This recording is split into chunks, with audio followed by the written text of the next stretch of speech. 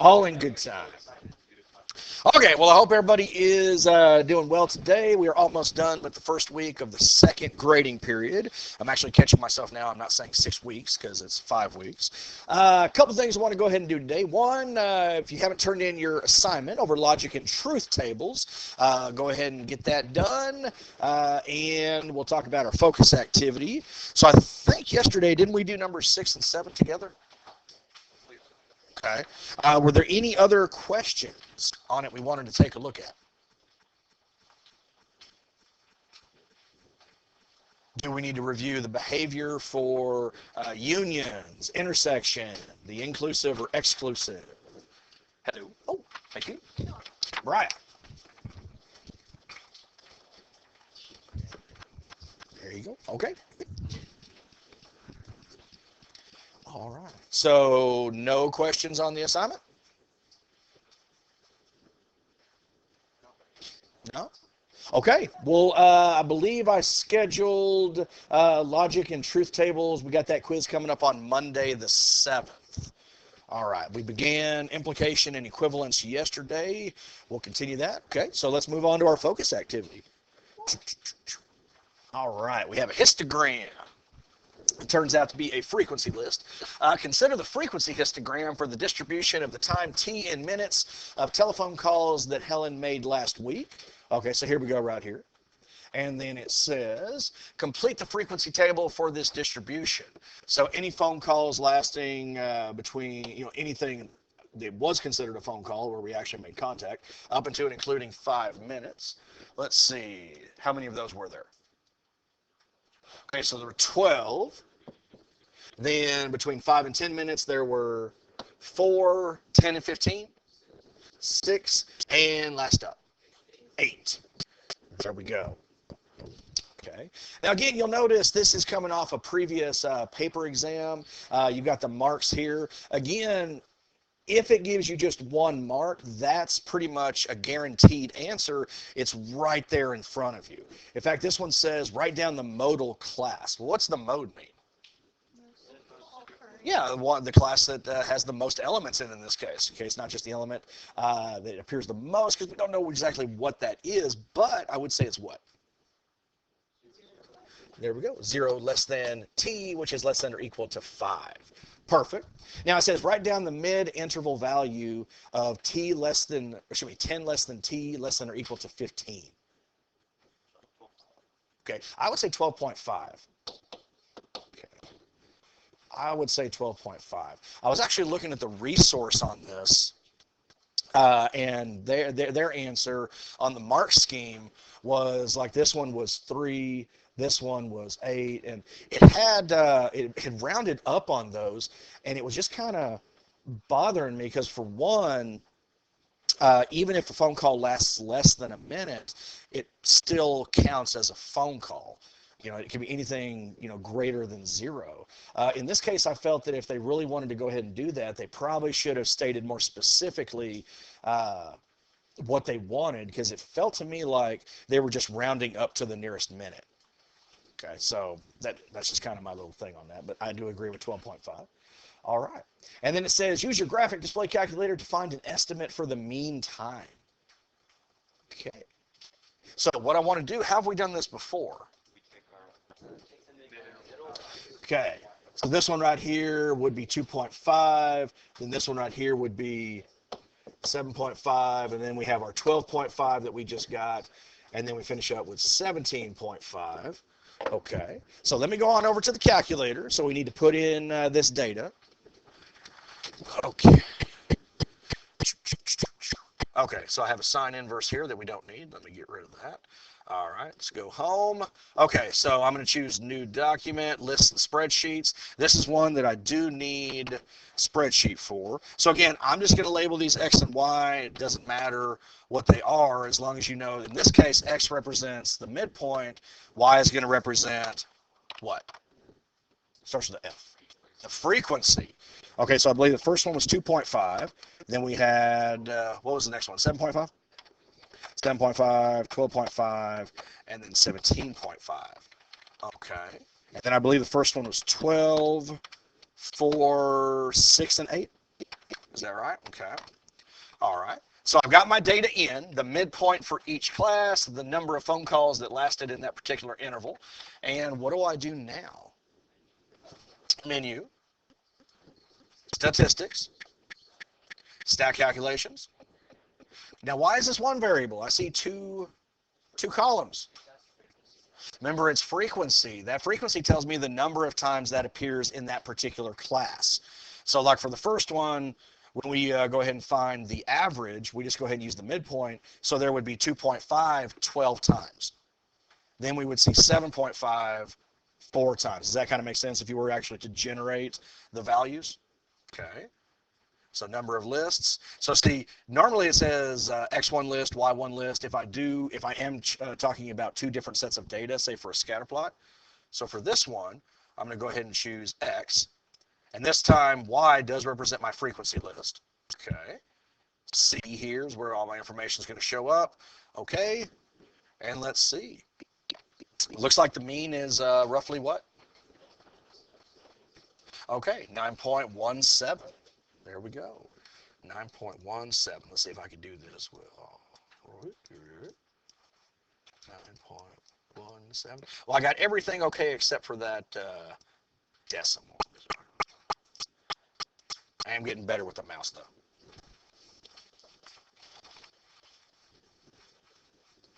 Thank you. I appreciate it. Thanks for the encouragement. That's awesome. Yay, he can use a mouse. All right. All right, so we had no homework or no questions on the homework. We got our focused activity done. In fact, Mr. Yacht and I were talking yesterday about how to go ahead and start to integrate him, get him interacting with you guys, and we were thinking that the focus activity is going to be a good way to do that. So your first set here is going to have 4. You've only got 2 right now. We're going to turn them in next Friday. Okay, so you get your 4th one, the last one, on Thursday, and hopefully Mr. Yacht will be able to work that with you. He did go ahead and state that statistics was not his strong point, but hopefully if he has any questions, I can help him out, and we'll kind of see what happens. And if not, worst case scenario, you get stuck with me. That's okay. All right. So let's see here. 1:33. We got plenty of time. Okay, so... Okay, let's go ahead and continue with the lesson. We started talking about implication, the notation for which is going to be the arrow, if P then Q, and we had different variations on how to look at that. Our sentences were broken up into 2 parts. P was known as the antecedent, Q was known as the consequent, and here was the truth table for implication. So we spent some time talking about this yesterday. What is the only one we have to be careful of? The true false. The only one that we need to be careful of is this true false one right here. Okay. All of the others, okay, if it goes true true, it's a true outcome. False true, true outcome. False false, true outcome. The only one that is not true is the true false. And order does matter with these. Okay, so we finished up that example. Let's see, I believe we did this one as well. We showed another example showing how that implication relates back to subsets in the sets previous lesson we were talking about. Okay, so now we're going to talk about some very important vocabulary words. The converse, inverse, and contrapositive. Okay, so our normal statement is if P then Q, right? So the converse is if I simply switch that. If Q, then P. All right. Now the inverse is if I simply negate the 2 statements. Not P implies not Q. So if not P, then not Q. Now what do you think the contrapositive is going to do? That's going to switch them and negate them. Okay. So the converse is I simply switch P and Q, the antecedent and the consequent. The inverse, I simply make them both negative. Okay. Antecedent and consequent still stay in their rightful positions. Contrapositive, I switch both and I negate them. All right, so let's go ahead and write some sentences practicing this. Example 6. So my antecedent, a quadrilateral, is a rectangle, and the consequent, a quadrilateral, is a parallelogram. All right, so what I'm going to want you to do is write Those three sentences right there. In fact, let's see. And the original implication, because I thought there was 4 parts to it. I don't have my notes in front of me. So state the implication of the proposition. So if P, then Q, write the sentence normally, and then go ahead and write the sentence as a converse, an inverse, and a contrapositive. All right, so let me go ahead and give you a few minutes with which to do that.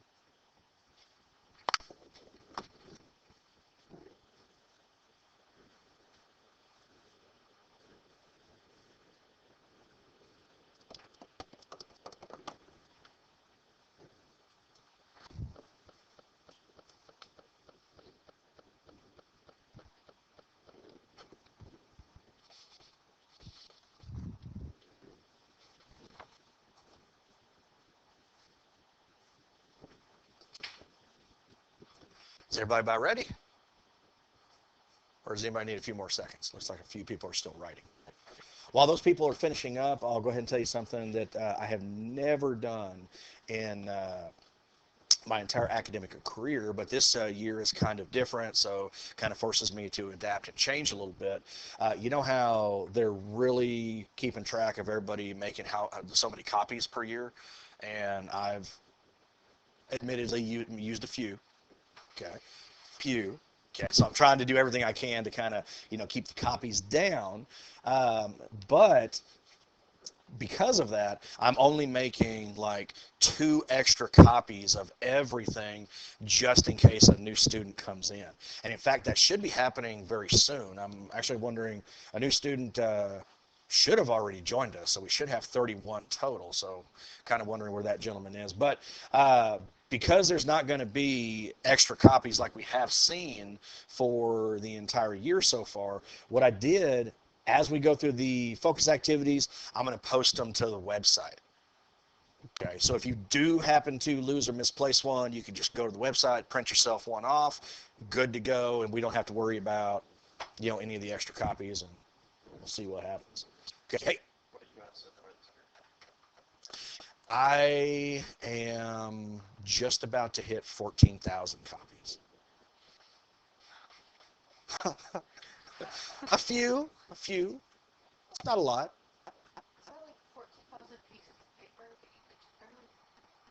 Well, if you print on front and back, if you print on a piece of paper, it counts that as 1 copy. So you have to think about like this packet right here. Like this packet, we have 1, 2, 3, 4, 5, 6. So that counts as 6 copies times 30 people. And see, that's where it starts to add up, because pre-calculus is the same way, and some of those classes are pretty large. And then there's the quizzes, there's the focus activities. There was the homework. Unfortunately, let's say at some point, probably in a couple of lessons, you'll be getting the homework off of the website. But yeah. Hey, Joey. So what are we going to do when we completely run out of copies? Are we going to have to like print off the separate ourselves? I don't know. That's a very good question. What are we going to do when I run out of copies? That's an excellent question.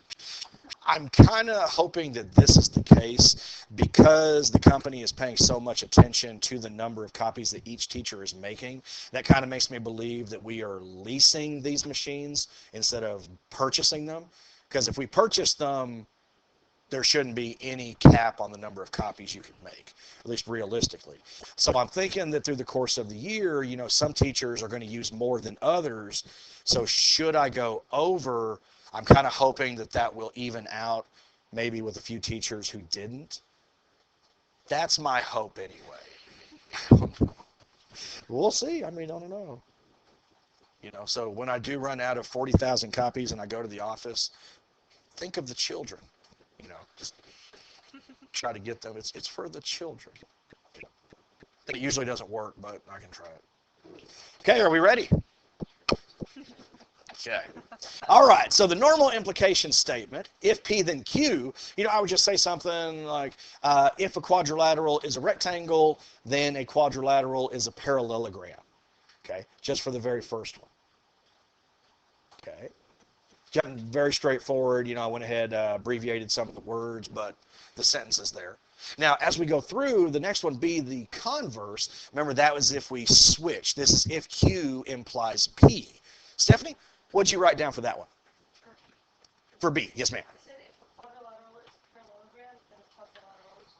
There you go. That's exactly right. If a quadrilateral is a parallelogram, then a quadrilateral is a rectangle. Okay, that is the converse when you switch those two propositions. Okay, now remember the inverse is when you keep them in their same position, but you negate the two of them. Jan, can you tell me what you wrote there?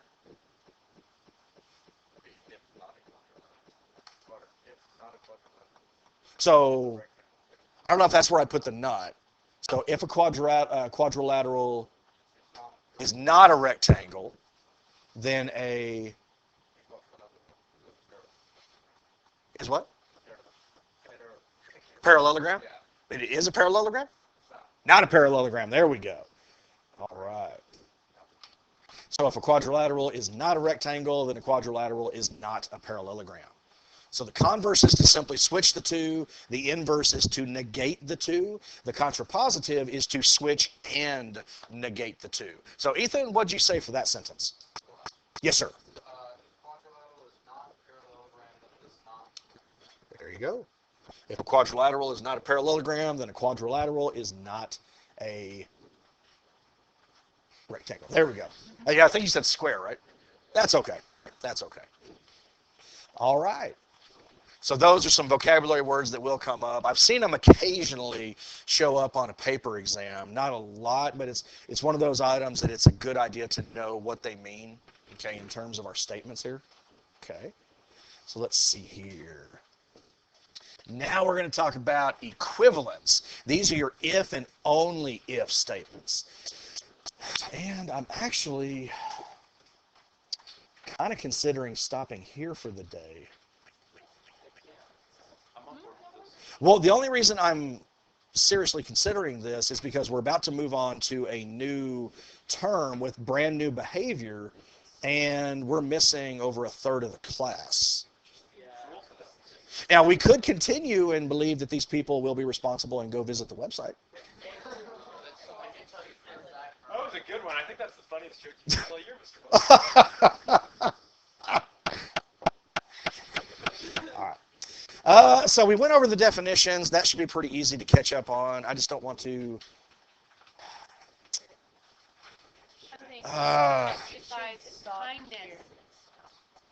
Yes. And where are considerate of our classmates. So we should be considerate and just move forward? No.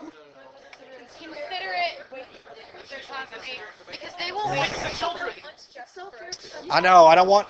Now, if it were like a few people, we definitely continue. But that many people, that's... The children. Think of the children. Now you convinced me. Okay. All right. So we'll go ahead and stop there. Okay. We'll be able to finish this on hopefully finish it on Monday. We would have definitely finished it Definitely by Monday. All right, so we'll go ahead and stop there. I guess this will be a good opportunity. If you haven't yet turned in your assignment, you have plenty of time to go ahead and complete that. If you do have any questions, let me know.